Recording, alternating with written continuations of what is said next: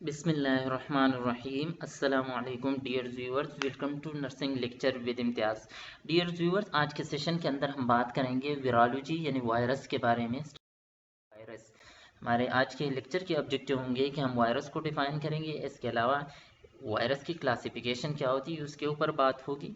इसके अलावा what is viral replication, के एक वायरस अपना रेप्लिकेशन किस तरह करते हैं इसके बारे में बात करेंगे। और वायरस की स्ट्रक्चर क्या होता है उस स्ट्रक्चर को हम डिफाइन करेंगे। और वायरल डिजीज़ कौन कौन सी है उसको हम तो अभी बात करते हैं वायरस की इंट्रोडक्शन की, कि वायरस लातीनी ज़बान से लिया गया है जिसका मीनिंग है पॉइजन।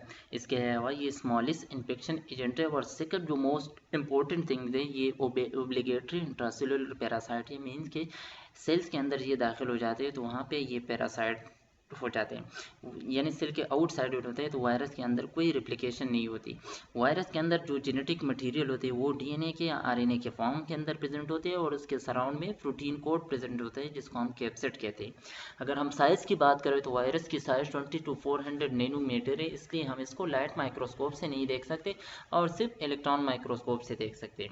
इसके अलावा ये virus only replicate inside the living cell, यानी जब ये वायरस का पार्टिकल लिविंग सेल के अंदर दाखिल हो जाते हैं तब इसके अंदर रिप्लिकेशन होती है। इसके अलावा ये virus all form of life को नुकसान देते हैं। मीन्स के एनिमल के अंदर डिजीज़ काज करते हैं, प्लांट्स के अंदर, ह्यूमन के अंदर, और यहाँ तक कि बैक्टीरिया को भी नुकसान देते हैं। इसके अलावा ये वायरस हर एक इकोसिस्टम के अंदर मौजूद होते हैं और सबसे एबंडेंट बायोलॉजिकल एंटिटी है। अगर हम वायरस को स्टडी करते हैं तो स्टडी को हम वायरोलॉजी कहते हैं, जो कि माइक्रोबायोलॉजी की सब स्पेशलिटी मीन्स के एक ब्रांच है। अगर हम हिस्ट्री की बात करें तो वायरस को सबसे पहले डिमिट्री लियोनास्की उसने डिस्कवर किया था 1892 के अंदर। डिमिट्री लियोनास्की ने क्या किया था कि disease tobacco plant through a filter that was design to retain bacteria, उसने एक ऐसा फिल्टर बनाया था जो बैक्टीरिया को रिटेन करता था।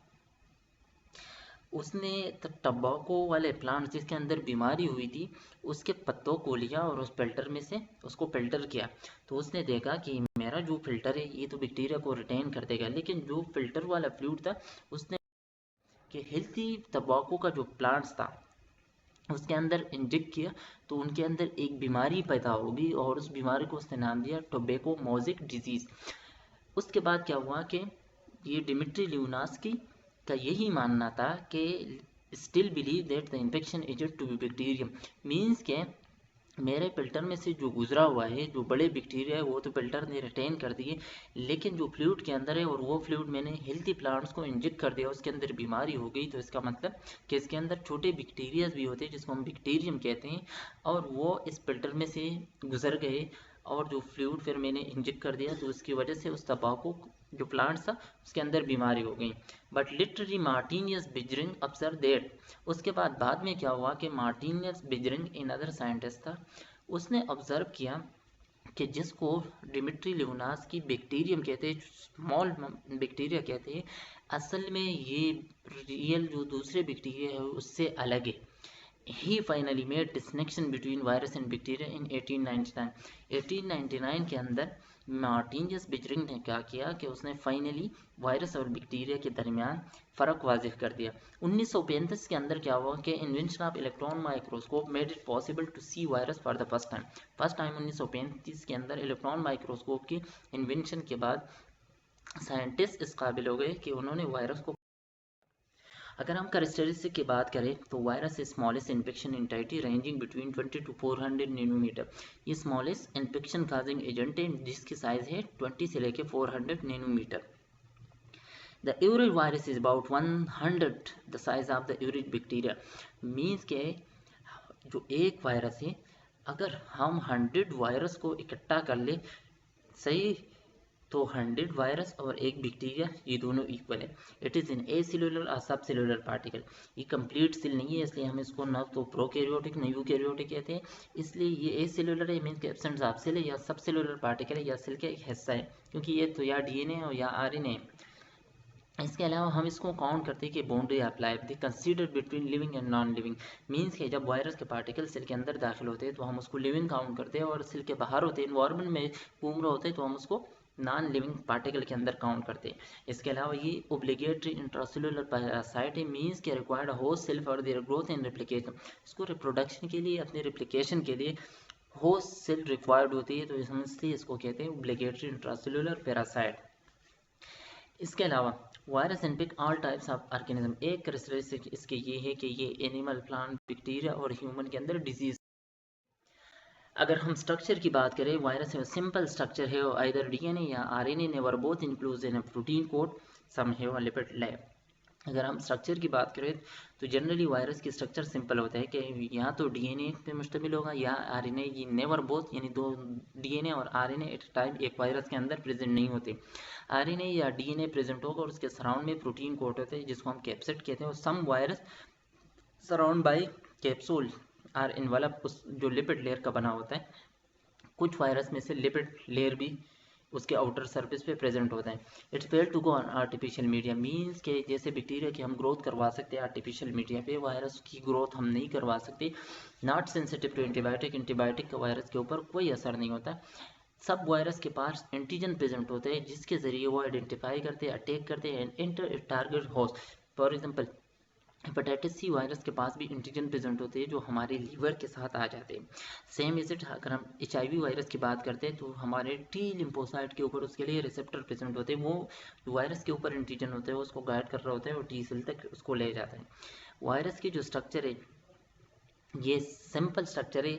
ये वायरस के स्ट्रक्चर को याद रखना आसान है कि सिंपल या तो डीएनए होगा या आरएनए होगा, और उसके सराउंड में क्या होता है कि प्रोटीन कोट होता है या लिपिड।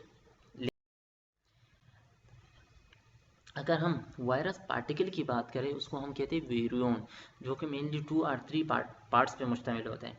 जेनेटिक मटेरियल होता है वायरस के अंदर, मेड फ्रॉम आइदर या तो डीएनए होगा या आरएनए, जो कि लॉन्ग मॉलिक्यूल होते हैं जिसके अंदर जेनेटिक इन्फॉर्मेशन होती है। प्रोटीन कोट होता है, प्रोटीन शेल ऑफ कैप्सोमर सब यूनिट, यानी जो प्रोटीन कोट होता है उसको हम कहते हैं कैप्सोमर, यानी वो कैप्सोमर सब यूनिट से बना होता है। उस प्रोटीन कोट के 3 पर्पज होते हैं, to shield, to attach and penetrate. वो वायरस के जेनेटिक मटेरियल को शील्ड प्रोवाइड करना, मीन की हिफाजत करना, इसके अलावा वायरस के होस्ट सेल के साथ अटैचमेंट में हेल्प करवाना, और इसके अलावा ये सेल मेम्ब्रेन को रप्चर करते हैं तो उसको हम कहते हैं पेनिट्रेशन। ये प्रोटीन कोड का काम होता है। लिपिड इन्वेलप, जो कि वायरस के सम वायरस के सराउंड में लिपिड इन्वेलप होता है। The surround the protein code when they are outside the cell, जब सेल के बाहर होते हैं तो लिपिड इन्वेलप उसके सराउंड में होते हैं वायरस के। रेप्लिकेशन की अगर हम बात करें तो वायरस ओब्लिगेटरी इंट्रासेलुलर पैरासाइट है।